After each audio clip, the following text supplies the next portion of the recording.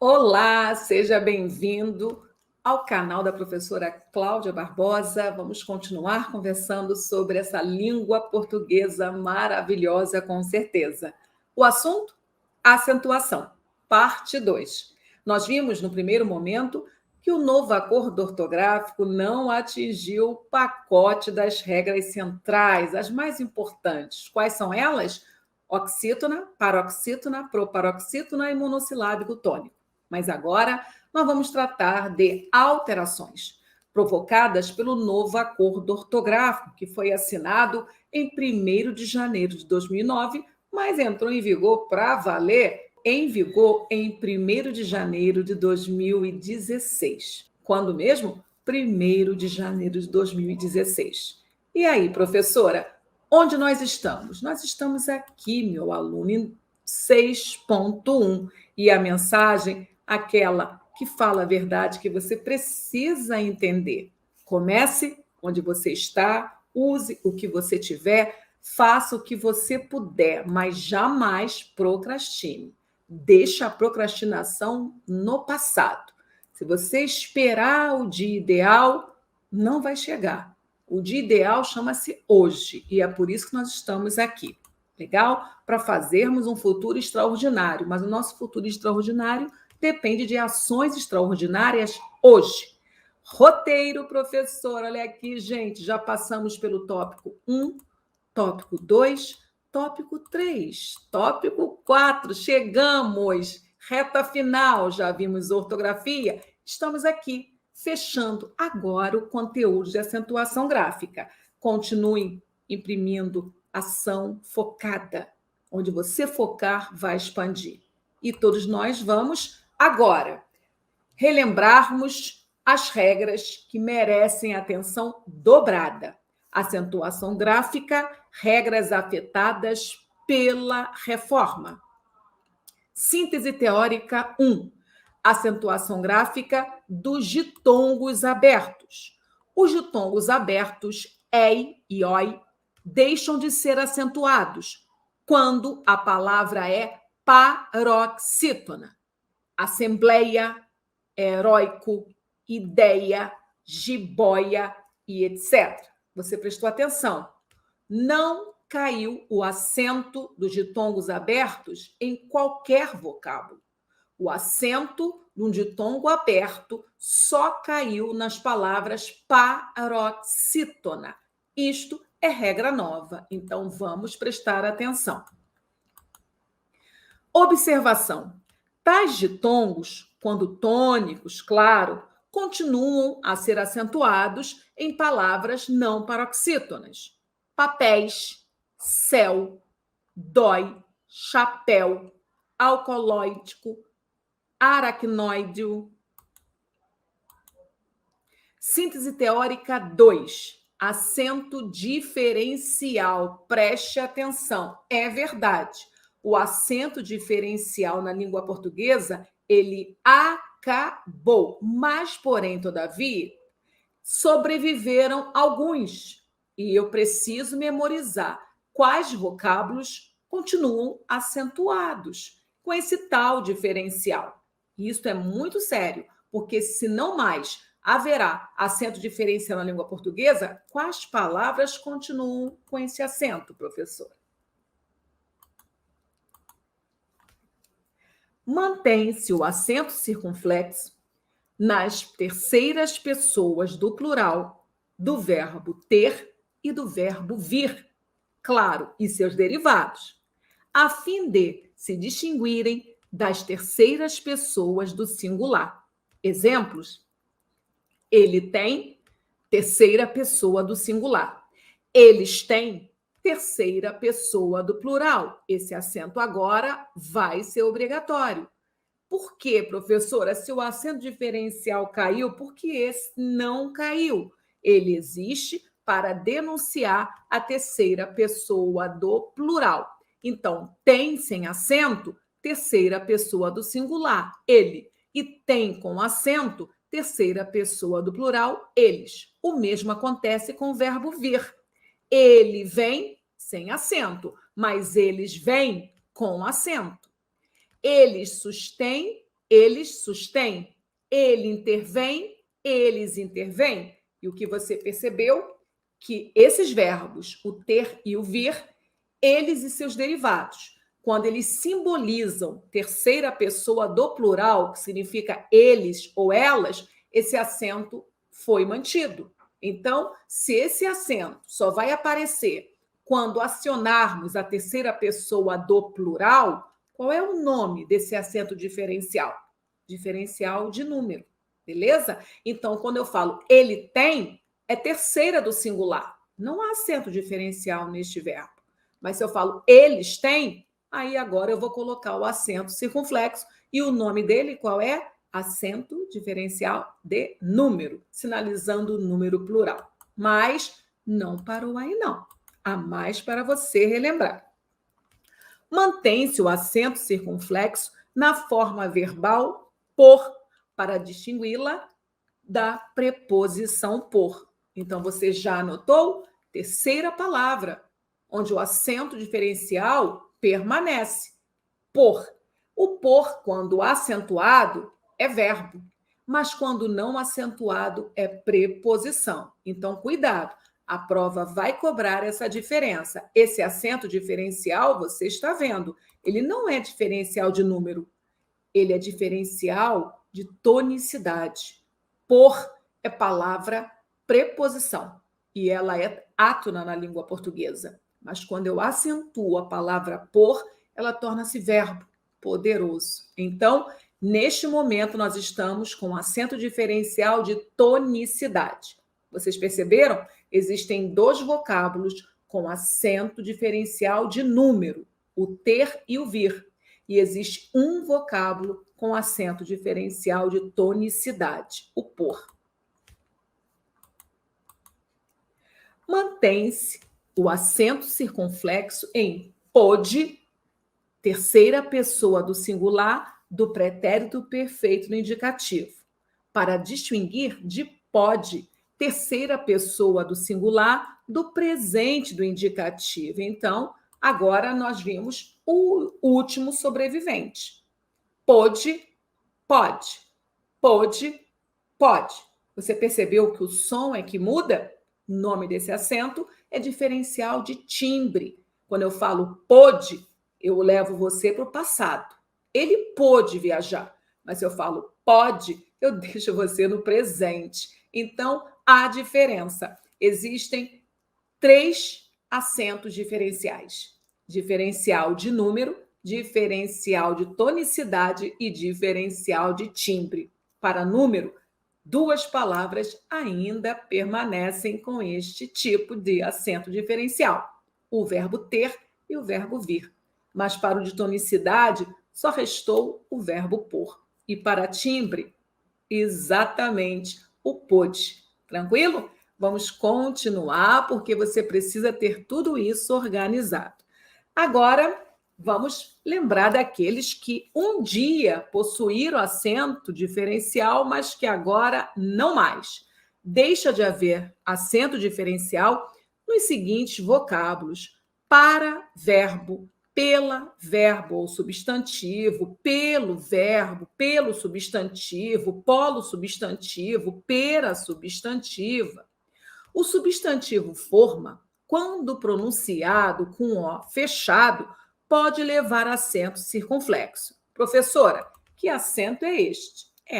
É uma exceção, por isso eu coloquei aqui, porque é a única, né? Nós temos forma e forma. Então, repare que o som muda, né? Mas esse acento diferente de pôde e pode, ele não é obrigatório. Então, entra como OBS, mas é importante você anotar, afinal de contas, você é concurseiro, né? Vai prestar concurso público. Síntese teórica 3, o acento nos hiatos com vogal dobrado. O que você vai anotar? Figurinhas repetidas, nunca mais acentuadas. Acabou. Crei, lei, dou, vou. Então, você já decorou? É hiato? É hiato. Esse hiato com vogal dobrada, no passado, era acentuado, mas agora não mais. Então, nada de acentuar estas estruturas. Eis o que há de fundamental. Não mais se emprega o acento circunflexo nas terceiras pessoas do plural, do presente, do indicativo e do subjuntivo dos verbos crer, dar, ler, ver e seus derivados, creem, dei, leem, vem, relém e etc. Não mais se emprega o acento circunflexo nas paroxítonas terminadas em OO, que é um hiato, enjoo, vou e etc. Síntese teórica 4. Acento nas vogais I e U quando seguidas de hiato. O que aconteceu? Recebe um acento agudo as vogais tônicas I e U de palavras oxítonas e paroxítonas quando não seguidas de L, M, N, NH, R e Z. País, saúde, saída, baú, paú, ruins, rainha. Professora, o que foi comunicado? Regra de ato. Essa regra não mudou. Nós já aprendemos em algum momento da nossa vida que devemos acentuar os hiatos formados pelas letras I e U sozinhas ou seguidas de S. E não podemos acentuar hiatos onde a letra I ou letra U estejam seguidas de outras consoantes, L, M, N, e muito menos seguidas essas vogais I e U pelo dígrafo NH. Neste momento, meu aluno, não complique a sua vida. Isso aí a tia do primário já compartilhou com você. Aqui não houve mudança, mas prepare-se. Deixam de receber o referido acento, contudo, as palavras paroxítonas, cujas vogais tônicas são precedidas de ditongo. Agora sim vem novidade. Feiura, boiuno, baiuca, que é uma taberna. Cuidado, se proparoxítonas ou oxítonas, o acento é mantido. Feíssimo, Piauí, Tuiuius. Então, o que eu quero que você entenda que esses hiatos, quando a palavra é paroxítona, você tem de perceber se esses hiatos apresentam ditongo antes, porque aí haverá sim a derrubada do acento. Vou repetir para que você entenda que o pacote ele sofreu mudança e a mudança, na verdade, essa mudança aconteceu numa palavra paroxítona.